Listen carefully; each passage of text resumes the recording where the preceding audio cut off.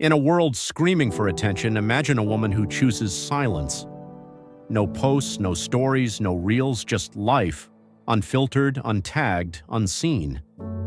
While you're reading this, 4.9 billion people are scrolling, but she's not one of them. We scroll through birthdays captured in perfect golden hour light. Brunches are arranged like art exhibits, breakthroughs announced with celebration emojis and humble brag captions. Everyone's performing progress. Filters smooth skin, highlights showcase highs. Behind-the-scenes looks that are actually carefully staged. You know this dance. We all do. The morning mirror check becomes a photo shoot. The sunset that doesn't exist until it's posted. The achievement that feels incomplete without validation from strangers. Yet some women vanish from the feed. Not by force, not by failure, by choice. They're not absent from life, they're intentional about it. No farewell post, no dramatic exit announcement, just gone. And here's what's wild. They don't come back. Silence isn't weakness. In a culture addicted to visibility, invisibility becomes radical. In an economy built on attention, withholding it becomes revolutionary. Silence isn't weakness, it's a weapon. A weapon against comparison, against performance, against the exhaustion of being perpetually on. What drives this choice? Psychologists whisper clues about minds unburdened by the weight of likes. Sociologists point to patterns emerging in the data, patterns that challenge everything we think we know about connection, confidence, and what it means to be seen. These aren't women running from technology. Many excel in careers built on digital innovation. They're not antisocial. Their real-world relationships often run deeper than most people's 1,000-follower networks. They're not invisible, they're unforgettable to the people who actually matter. So what do they know that the rest of us don't? Think about the last time someone truly saw you, not your profile, not your posts, not your digital highlight reel, you, the version that exists when the screen goes dark, the thoughts you don't type, the moments you don't capture. The feelings are too complex for a caption. When was the last time you felt truly seen without sharing? If you can't remember, you're not alone. And that's exactly what makes these women's choice so shocking. Let's pull back the curtain on what psychologists are discovering about the minds of women who opt out and why their choice might be the sanest thing happening in our digital age. So before you get comfortable, take a moment to like the video and subscribe, but only if you genuinely enjoy what I do here. And tell me something in the comments. Where are you watching from, and what time is it there right now? I want to see how many of us are here at the same time from different parts of the world. Why would a woman trade visibility for invisibility? In an era where your digital footprint determines your worth, where recruiters Google you, dates stalk your Instagram, where pics or it didn't happen is gospel, what possesses someone to erase themselves? The answer isn't what you think. This isn't about privilege. The woman sleeping in her car posts daily. The CEO with everything? Ghost. This isn't generational. 23-year-olds and 60-year-olds alike are walking away. This is about survival. The American Psychological Association released findings that shattered assumptions. Women using social media 3 or more hours daily experience anxiety levels 30% higher than non-users. Not correlation, causation. But here's the kicker. It's not screen time, it's comparison time. Dr. Melissa Hunt at the University of Pennsylvania ran controlled experiments, cut social media to 30 minutes daily, and depression scores plummet within 3 weeks. Your feed isn't connecting you, it's corroding you. The algorithm learned something dangerous. Envy drives engagement, so it shows you lives designed to make yours feel insufficient. She posts the perfect day. Behind the brunch photo, she ate alone, fighting tears over a breakup. Behind the promotion announcement, imposter syndrome screaming she'll be exposed. Behind the vacation sunset, credit card debt and a relationship barely breathing. Every like became a lie she had to maintain. Psychologist Dr. Jean Twenge calls it performative exhaustion. The collapse that comes from being your own PR firm 24/7. No days off from being aspirational. No breaks from being inspirational. Noise drowns authenticity, silence restores it. Meet Olivia. Not her real name, she'd never let me use it. Marketing director, master's from Stanford. 8,400 followers built over 6 years. She documented everything.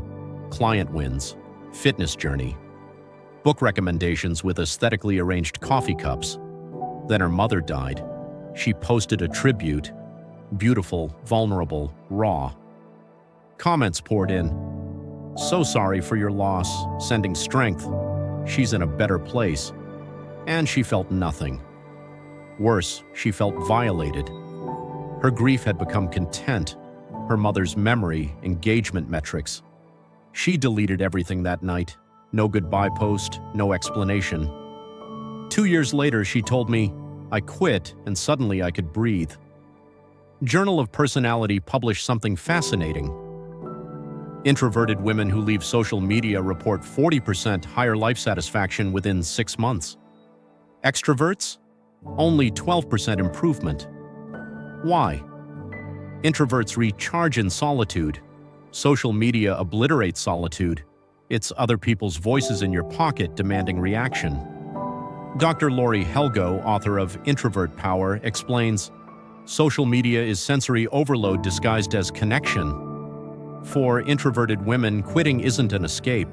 It's reclaiming energy stolen by endless digital social obligation. The world calls her mysterious. She calls it freedom.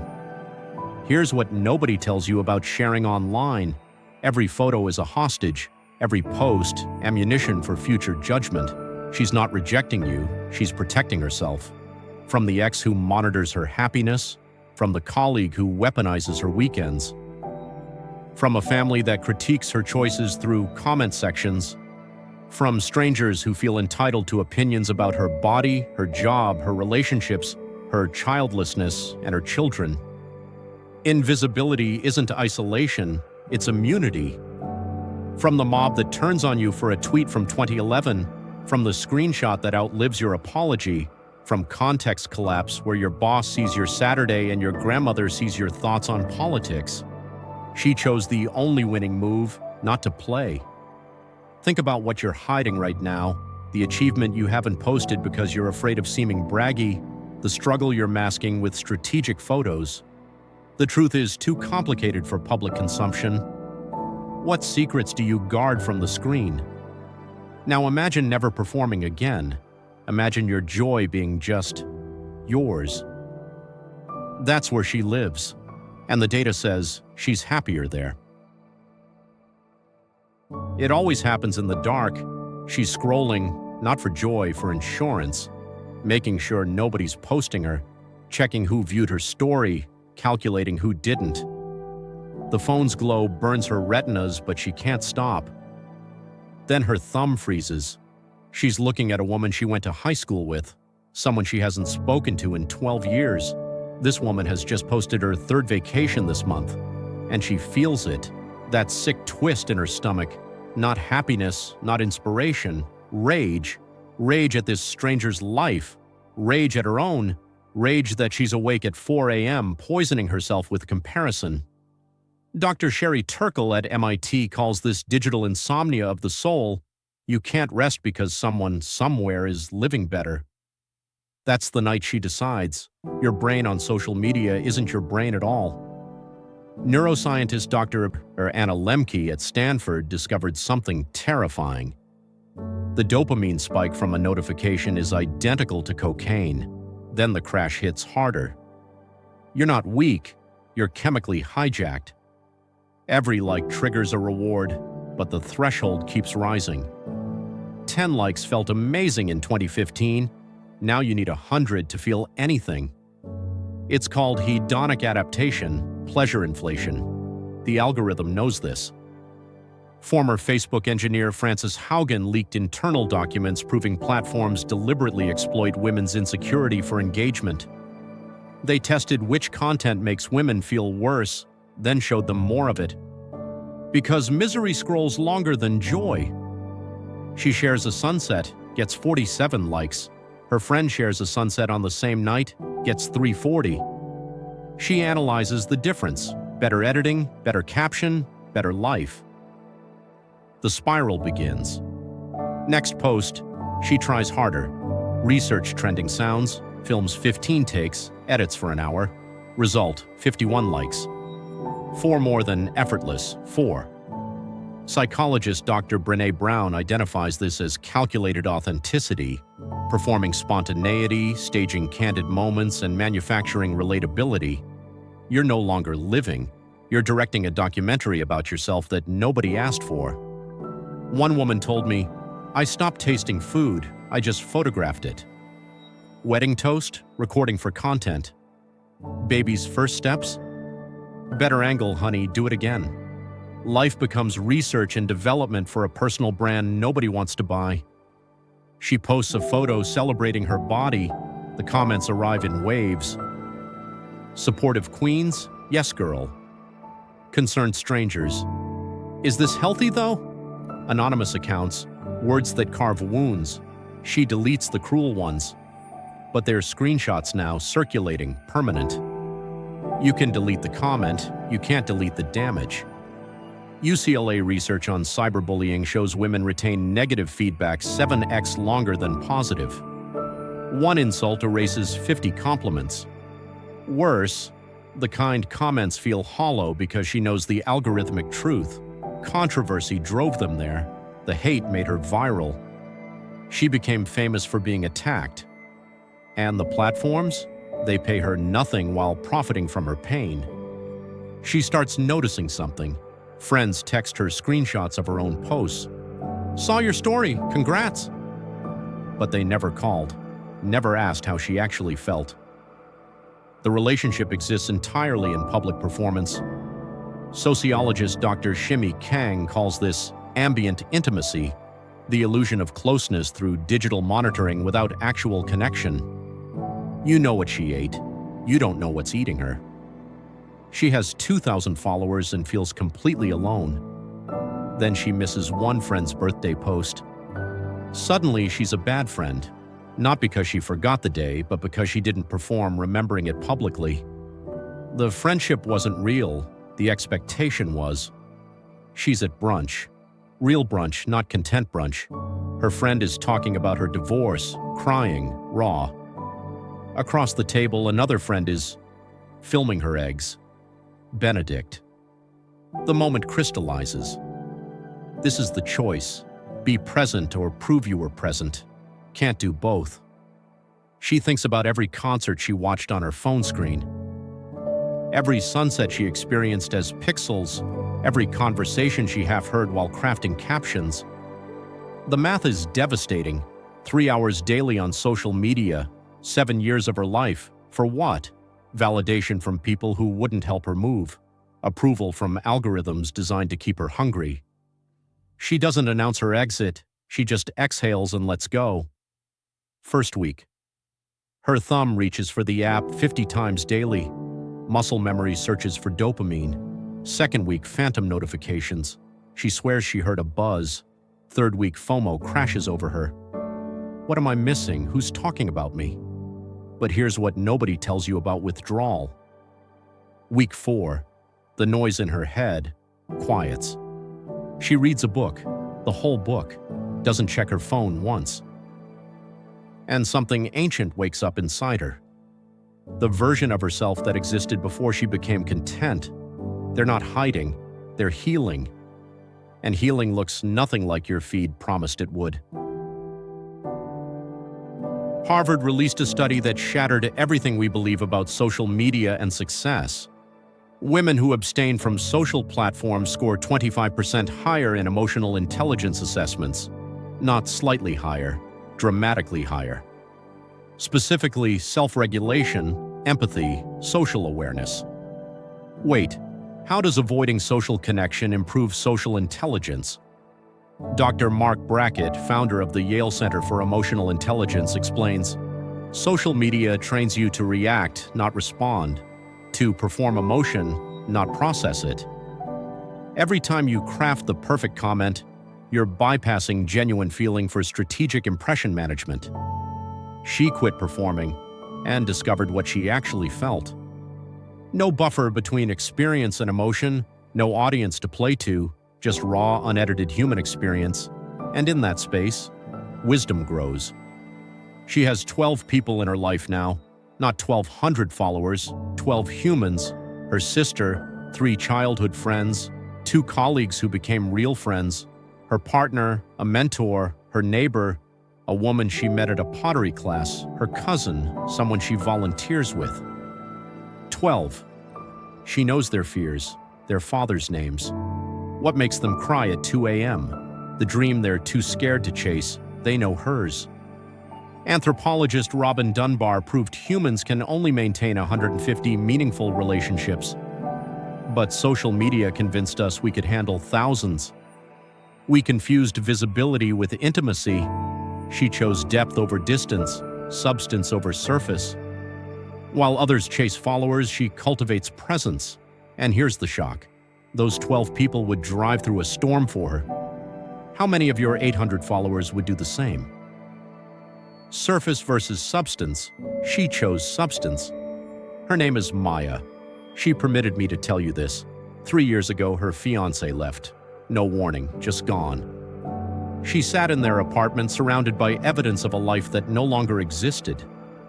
Engagement photos on the wall. His toothbrush is still in the holder. First instinct, document it. Can you imagine? Her pain, performing for strangers. Her devastation, filtered through Valencia. She opened Instagram, started typing. Sometimes the strongest thing you can do is... Then she stopped. What the hell am I doing? She wasn't healing. She was auditioning her trauma for an audience. She deleted the app. All of them.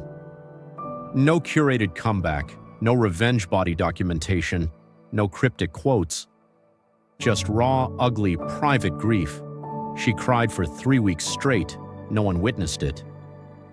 No one counted her tears as brave, but something happened in that invisible darkness. She met herself. Not the version she'd been performing, not the highlight reel, not the aspirational brand, the messy one, the broken one, the one who ate cereal for dinner and didn't wash her hair for 5 days. And she didn't owe that version to anyone. 6 months later, she's at a farmer's market. A man drops his oranges. She helps him pick them up. They laugh. No meet-cute post. No manifesting love caption. No journey documentation. Just life, happening offline where real things grow. They're engaged now. She still has no social media.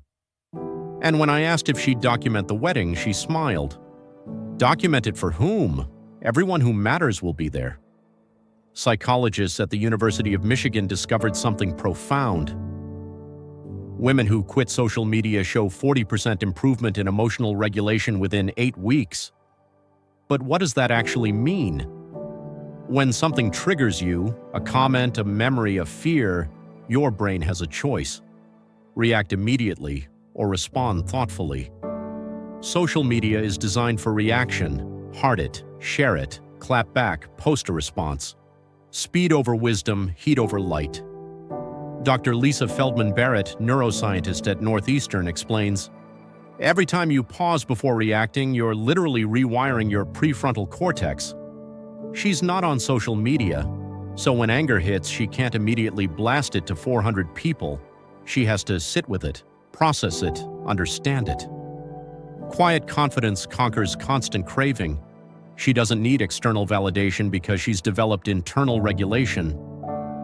Her emotions belong to her, not to the comment section. Here's where it gets wild. Her friends start noticing something different about her. She's present at dinner, eye contact, full sentences, no phone on the table vibrating with phantom urgency. They feel it, the quality of her attention. One friend asks, "How are you so calm?" She doesn't preach, doesn't evangelize, just says, "I'm not on social media anymore." 3 months later, that friend quits too. Then another. It's contagiously transmitted.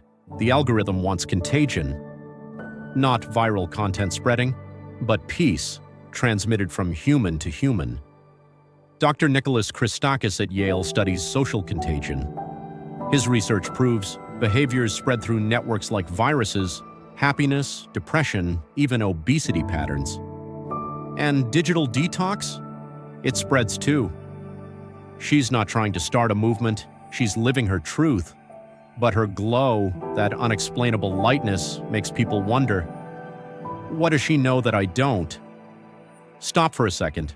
Open your social media right now. Go ahead, scroll through your last 10 posts. Now ask yourself, who is that person? Is it you, the real you, the you who doubts, who fails, who doesn't have the answer, who ate gas station food for dinner because adulting is hard? Or is it a curated version designed to make people think you're thriving? Here's the brutal question. If your feed disappeared tomorrow, would you know who you are? She asked herself that question. The answer terrified her. She realized she'd been performing so long she forgot who she was performing as. The algorithm had written her personality. Trending sounds became her humor. Viral wisdom became her thoughts. Does your feed fuel you or fool you? She chose to find out who existed underneath the content, and what she discovered wasn't who she expected. It was someone better, someone real, someone whole, someone who didn't need your approval to exist. That person was always there, just buried under the performance. And the moment she stopped performing, she became unforgettable. Picture a dinner table, 8 people, 7 phones face up beside their plates, buzzing, glowing, demanding. One woman's phone, not there. Watch what happens. Someone tells a story about their boss. Mid-sentence, 3 people glance at their screens. The storyteller sees it, deflates slightly, speeds up to finish before losing everyone. But she, the woman without the phone, leans in. Then what did you say? Eye contact. Follow-up questions. Real laughter at the punchline. The storyteller pivots toward her. Suddenly, the story gets better, richer, because someone's actually listening. Presence is the rarest currency in a distracted world. By dessert, everyone's talking to her, not because she's charismatic, because she's there. Dr. Sherry Turkle spent 15 years studying this at MIT. She calls it the 7-second rule.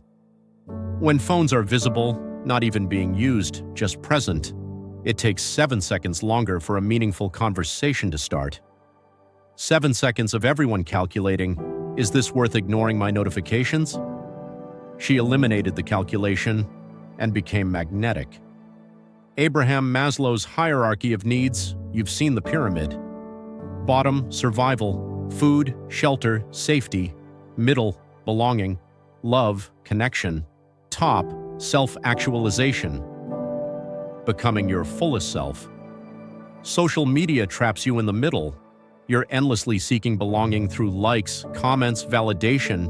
You never reach the top because you're too busy maintaining the middle. Dr. Clay Routledge, an existential psychologist at North Dakota State, discovered something profound. Women who quit social media report 60% higher scores in meaning in life assessments. Not happiness, meaning. They're not asking, who saw my story? They're asking, what matters? And when you ask what matters, you stop wasting time on what doesn't. She's not scrolling through strangers' vacations. She's reading philosophy, learning guitar, having conversations that change how she sees the world. She moved from belonging to becoming. From being seen to being. Her name is Rachel. She's 53. She permitted me to share this because she thinks it might save someone. Her mother had dementia, 7-year decline. Rachel posted updates. Pray for mom. Throwback photos, awareness ribbons. The comments sustained her. You're so strong. She's lucky to have you. But here's what she didn't post. The day her mother looked at her and asked, "Who are you?" Rachel pulled out her phone to text her sister and stopped. Why was her first instinct to tell people who weren't there? She put the phone away, held her mother's hand, said, "I'm Rachel, your daughter. I love you." Her mother smiled, confused but comforted. That moment was sacred, and she almost missed it. typing it for strangers. 3 months before her mother died, Rachel deleted everything. No announcement, no final post. The last weeks with her mother, no phones. No documentation, no performance, just presence. Here's what haunts her. She was reading her mother's favorite book aloud. Her mother couldn't follow the plot anymore, but she loved Rachel's voice. Rachel glanced at her mother. She was staring at her with such love. And Rachel was fully there to receive it. Not thinking about how to caption it, not wondering if she should film it, not checking if her sister texted back. Just two women, mother and daughter, love unmediated. Her mother died on a Tuesday. Rachel held her hand, felt the last breath leave. And she'll carry that moment perfectly because she didn't dilute it with documentation. 6 months later, someone asked why she quit social media. She said, "I was trying to prove I was living to people who weren't there, so I missed living for the people who were." That's not a story. That's a warning. Couples therapist Esther Perel analyzed 300 relationships over 5 years. Couples where both partners actively use social media, 40% higher conflict rates. Not because of infidelity or jealousy, because of half-presence. You're at dinner, she's across from you, but she's also in her phone, in her comments, in a conversation with 47 other people. You're competing with an infinite scroll of more interesting things. Dr. John Gottman, who can predict divorce with 94% accuracy, identified the deadliest relationship killer, not contempt, not arguing. It's turning away. Your partner shares something. You half listen while checking your feed. They share something else. You're posting a story. Eventually, they stop sharing. She quit social media and her relationship transformed. Not because it was broken, because she finally brought all of herself to it. Her partner said, "I didn't realize how much of you I'd been missing." She was there physically, but her attention was fractured across 100 digital obligations. Now when they talk, nothing interrupts. When they're silent, it's comfortable, not compulsive scrolling. Presence isn't just seeing someone, it's being seen in return.